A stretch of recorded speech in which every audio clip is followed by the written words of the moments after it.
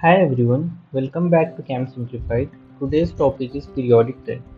जिस 5 मिनट में you will be expert in periodic trends और तुम इसके रिलेटेड कोई भी क्वेश्चन सॉल्व कर पाओगे. So let's start the topic one by one. Firstly is atomic radius. पहला टॉपिक is atomic radius. अब डाउन द ग्रुप जैसे जब हम जाओगे तो एटॉमिक रेडियस इंक्रीज होता जाएगा और along the period atomic radius decrease होगा. मैं भी यहीं पे देखो वही लिखा हूँ. अब कैसे होगा इसको अच्छे से समझते हैं. तो एटॉमिक रेडियस क्या है अपना जो भी न्यूक्लियस है वहाँ से लेके जो लास्ट इलेक्ट्रॉन है वहाँ तक का जो डिस्टेंस रहेगा ये बनेगा तुम्हारा एटॉमिक रेडियस है ना. तो ये बनेगा तुम्हारा एटॉमिक रेडियस. अब तुम तो डाउन जाओगे ग्रुप में, डाउन द ग्रुप जाओगे तो यहाँ पे क्या आएगा, नंबर ऑफ शेल्स इंक्रीज होते जाएंगे है ना, क्योंकि 1s2 2s2 1s1 2s1 3s1 ऐसा बढ़ते जाएगा डाउन द ग्रुप. तो क्या होते जाएगा लास्ट में तुम्हारे पास में नंबर ऑफ शेल इंक्रीज होंगे. नंबर ऑफ शेल इंक्रीज होगा तो क्या आएगा ऑटोमेटिकली एटॉमिक रेडियस भी क्या होते जाएगा, इंक्रीज होते जाएंगे. तो डाउन द ग्रुप बढ़ेगा. अब अलोंग द पीरियड क्या होता है, यहाँ पे क्या होगा. अब अपने पास समझ लीजिए एक एटम में, इसके अंदर क्या हुआ, यहाँ पे इलेक्ट्रॉन है. अपने पास समझ लीजिए सोडियम है फॉर एग्जाम्पल. सोडियम में यहाँ पे इलेक्ट्रॉन है और उसके ग्रुप में अगर कभी तुम यहाँ पे गए तो क्लोरीन है. क्लोरीन में क्या है, मल्टीपल इलेक्ट्रॉन है. मल्टीपल इलेक्ट्रॉन से मतलब उसका सेंटर के साथ जो रहेगा वो अट्रैक्शन क्या हो जाएगा, बढ़ जाएगा. तो खुद ब खुद क्या होगा, रेडियस कम होते जाएगा. इस तरह से जब तुम अलोंग द पीरियड जाते हो तो रेडियस कम होता है but down the group radius बढ़ता है. तो फर्स्ट प्रॉपर्टी अपनी समझ गए रेडियस वाली. Now we will move to the second point which is we'll move to the second point which is ionization energy. Ionization energy मतलब क्या, कोई भी जो अपना एटम है उसका जो इलेक्ट्रॉन है जो लास्ट शेल में जो इजीली इलेक्ट्रॉन निकालने के लिए जो एनर्जी चाहिए, this is called as ionization energy. अब यहाँ पे अपन समझने की ट्राई करते हैं. फॉर एग्जांपल अपने पास सोडियम है, अपने पास में पोटाशियम है, अपने पास में लिथियम है. अब ये बनाते हैं अपन एक एक करके तीनों को.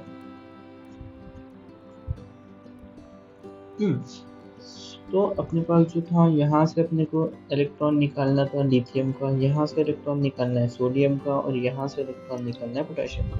तो जो सेंटर से है इनका डिस्टेंस क्या होते जा रहा है, बढ़ते जा रहा है. मतलब सेंटर से इनकी अट्रैक्शन कम होती जा रही है, मतलब इजीली ये निकलते जाएंगे. समझे. तो पोटेशियम का इलेक्ट्रॉन निकालना बहुत ईजी है as compare to sodium, as compare to lithium. देखें क्यों, क्योंकि ये एनर्जी जो है तो क्या कर रही है, कम लग रही है. तो आयोनाइजेशन एनर्जी वही है जो एनर्जी जो रिक्वायर्ड रहती है तुम्हारे पास to remove an outer electron, इसको बोलते हैं अपन आयोनाइजेशन एनर्जी. तो आयोनाइजेशन एनर्जी नीचे नीचे जब तुम जा रहे हो तो क्या होती जा रही है, कम होती जा रही है. Ionization energy down the group क्या हो रही है, डिक्रीज कर रही है. बट अब अलोंग द पीरियड तुम जाओगे, सेम एग्जांपल लेते हैं जैसे कि सोडियम है अपने पास, उसके पास एक ही इलेक्ट्रॉन है. बट तुम्हारे पास क्लोरीन है, क्लोरीन मल्टीपल इलेक्ट्रॉन है, उसका जो है तो सेंटर से अट्रैक्शन भी क्या है, मल्टीपल इलेक्ट्रॉन होने की वजह से ज़्यादा है. तो क्लोरीन का इलेक्ट्रॉन निकालना मुश्किल है एज कम्पेयर टू सोडियम का. तो तुम अलोंग द पीरियड जाओगे तो क्या होते जाएगा तुम्हारे पास, ये और ज़्यादा बढ़ते जाएगा एनर्जी. तो तुम्हारी आयोनाइजेशन एनर्जी क्या हो रही है, बढ़ रही है along the period. Third point is electron affinity. Electron affinity मतलब क्या, कोई भी तुम इलेक्ट्रॉन ऐड करते हो जब किसी भी एटम में तो जो एनर्जी रिलीज होती है, दिस इज इलेक्ट्रॉन अफिनिटी. अब समझ लो क्लोरीन है, क्लोरीन में इलेक्ट्रॉन ऐड करना इजी है या सोडियम, सोचो. अब सोडियम है फॉर एग्जांपल, सोडियम के आउटर शेल में सिर्फ एक ही इलेक्ट्रॉन है. तो ये इजी इलेक्ट्रॉन दे सकता है बट इसमें इलेक्ट्रॉन ऐड करना उतना इजी नहीं है. जबकि क्लोरीन है, क्लोरीन का वैलेंसी कंप्लीट करने के लिए कितना, एक इलेक्ट्रॉन की कमी है बस. उसके पास ऑलरेडी 2s2 2p5 है ऑलरेडी. सिर्फ अगर एक इलेक्ट्रॉन को ले लिया तो क्या हो जाएगा, 2p6 बन जाएगा. तो अब अपन तुम जब आयोनाइजेशन एनर्जी की बात कर रहे हैं, सॉरी इलेक्ट्रॉन अफिनिटी की जो बात कर रहे हैं, तो तुम इलेक्ट्रॉन इजीली किस में दे सकते हो, क्लोरीन में दे सकते हो. तो जब तुम ग्रुप में इस तरह से जाओगे पीरियड में तो क्या होने वाला है, ये बढ़ने वाला है. और ग्रुप में क्या होने वाला है, कम होने वाला है. इलेक्ट्रोनिगेटिविटी भी सेम होता है. इलेक्ट्रोनिगेटिविटी का भी कंसेप्ट है. इलेक्ट्रोनिगेटिविटी भी क्या होगा, पीरियड में बढ़ते जाएंगे, जब ग्रुप में क्या होते जाएंगे, वो कम होते जाएंगे. बट हाँ एक और चीज़ थी, एग्जाम एक्सेप्शन थे सबके. तो जो इलेक्ट्रॉन अफिनिटी था, इलेक्ट्रॉन अफिनिटी क्या होता है, नोबल गैसेस है उसके पास में इलेक्ट्रॉन अफिनिटी क्या रहेगा, जीरो। क्यों इलेक्ट्रॉन अफिनिटी जीरो रहेगा, उसका मेन रीजन ये है कि वो ऑलरेडी फुलफिल्ड है। आप समझ लो यहाँ पे जिस तरह से मैं बताया था, क्लोरीन को एक इलेक्ट्रॉन क्यों चाहिए, ताकि वो उसका वैलेंसी फुलफिल कर सके, 2s2 2p6 बना सके, है ना। इसलिए जो है तो सॉरी फ्लोरीन ले लेते इसको, 3s2 3p6, 3s2 3p6 बना सके, है ना। सो अब हम इसको अगर कभी और तुम अच्छे से समझना चाहो तो यहाँ पे नोबल गैस को क्या है, नोबल गैस ऑलरेडी फुलफिल्ड है, उसकी वैलेंसीज ऑलरेडी फुलफिल्ड है, तो वो और इलेक्ट्रॉन के लिए अफिनिटी क्या हो जाएगी, उसके लिए जीरो, क्योंकि और इलेक्ट्रॉन लेने से अनस्टेबल बन जाएगा। तो कोई भी एटम अनस्टेबिलिटी की तरफ नहीं जाना चाहता है, the atom want to go towards stability. So noble gases पे क्या हो जाएगा, यहाँ पे जीरो हो जाएगा।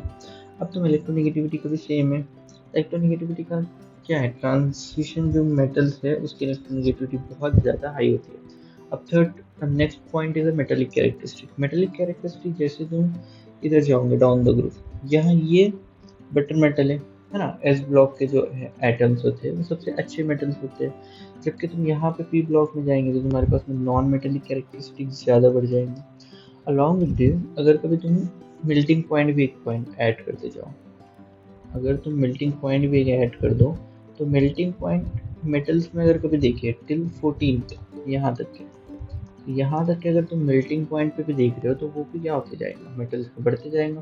फिर आफ्टर दैट 14th वो क्या हो जाएगा, 14 ग्रुप के बाद मेल्टिंग पॉइंट कम होगा, या फिर वो डिपेंड करेगा कैरेक्टरिस्टिक पे, वो जिस तरह से एटम है उसके कंपाउंड के ऊपर डिपेंड करेगा। बट यहाँ पे तुम डाउन द ग्रुप जब जाओगे टिल 14th ग्रुप, तो मेटेलिक कैरेक्टरिस्टिक के साथ में मेल्टिंग पॉइंट पॉइंट भी बढ़ते जाता है।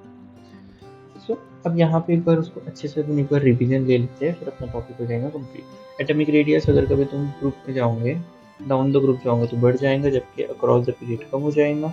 अब एटॉमिक रेडियस के एग्जांपल, ये तुम्हारे पास में इसका एग्जांपल है। अब यहाँ पे उसका एक एक्सेप्शन भी है, ये है फ्लोरीन और नियॉन का एक्सेप्शन है, क्योंकि नियॉन इनर्ट गैसेस है, इनर्ट गैसेस है तो उसके अंदर क्या है, अब जो है तो एटॉमिक रेडियस कम होना चाहिए था, बट यहाँ पे क्यों बढ़ा, क्योंकि उसके अंदर वंडर वॉल फोर्सेस है इंस्टेड ऑफ कोवेलेंट रेडियस, उसका वंडर वॉल रेडियस है, इसकी वजह से क्या हो जाएगा, यहाँ पे एक्सेप्शन दिखेगा। दूसरा आयोनाइजेशन एनर्जी, जैसे मैं बताया कि डाउन द ग्रुप क्या होने वाला है, कम होने वाला है, जबकि यहाँ पे क्या होने वाला है, पीरियड्स में अलॉन्ग द पीरियड्स बढ़ने वाला है। यहाँ पे अब दो एक्सेप्शन है, बहुत इंपॉर्टेंट है, एक है अपने पास में बोरॉन वाला एक्सेप्शन, दूसरा है ऑक्सीजन और नाइट्रोजन वाला एक्सेप्शन। ऑक्सीजन और नाइट्रोजन के केस में जैसे कि तुमको पता है कि यहाँ पे बढ़ना चाहिए, बट यहाँ पे क्या हो रहा है, उल्टा हो रहा है दोनों में। देखो ऑक्सीजन और नाइट्रोजन में ज़्यादा, ये ऑक्सीजन इधर की साइड है तो होना किस में चाहिए था ज़्यादा, ऑक्सीजन में, बट है किस में, नाइट्रोजन में। क्यों, क्योंकि जब ऑक्सीजन की तुम शेल देखोगे, आउटर शेल जब देखोगे तो उसमें पेयर्ड इलेक्ट्रॉन है, पेयर्ड इलेक्ट्रॉन का रिपल्शन बढ़ जाता है, इसकी वजह से जो है तो आयोनाइजेशन एनर्जी भी क्या हो जाती है, यहाँ पे दोनों में डिफरेंस दिखाई देगा। उसके बाद में यहाँ पे अगर कभी बोरॉन और बेरियम में देखा जाए तो बोरॉन की वैलेंसी कंप्लीट है, तो यहाँ पे S2 है, जबकि जो सॉरी बेरियम की वैलेंसी कंप्लीट है, S2 है, जबकि बोरॉन के अंदर S2 एंड P1 है। तो P1 होने की वजह से वो इजीली दे सकता है, तो इजीली दे सकता है तो इसलिए उसकी आयोनाइजेशन एनर्जी क्या हो जाएगी, कम हो जाएंगी। दूसरा इलेक्ट्रॉन अफिनिटी भी अगर कभी तुम देखें तो ये अपना जो पीरियड्स है उसके अंदर क्या होने वाली है, पीरियड्स में बढ़ने वाली और ग्रुप में कम होने वाली है, तो यही कोई एग्जांपल है। बट इसके भी यहाँ पे क्या है, एक्सेप्शन है। तो ये जब तुमको क्वेश्चंस यही पूछेगा, ये जो मैं एग्जांपल लिखा हूँ यही क्वेश्चंस आते हैं, हर बार यही ही क्वेश्चंस आते हैं। दूसरा सेम मेटेलिक कैरेक्टरिस्टिक, और वो सब का भी सेम है कि मेटेलिक कैरेक्टरिस्टिक जैसे तुम इधर की साइड जाओगे ग्रुप में, वैसे मेटेलिक कैरेक्टरिस्टिक क्या होते जाएंगे, कम होते जाएंगे। यहाँ पे सबसे अच्छे मेटल्स मिलेंगे तुमको, यहाँ पे थोड़े कम, और यहाँ पे सबसे कम। तो मेटेलिक कैरेक्टरिस्टिक ऐसे जब जाओगे तुम तो कम होते जाएंगे। Thank you so much.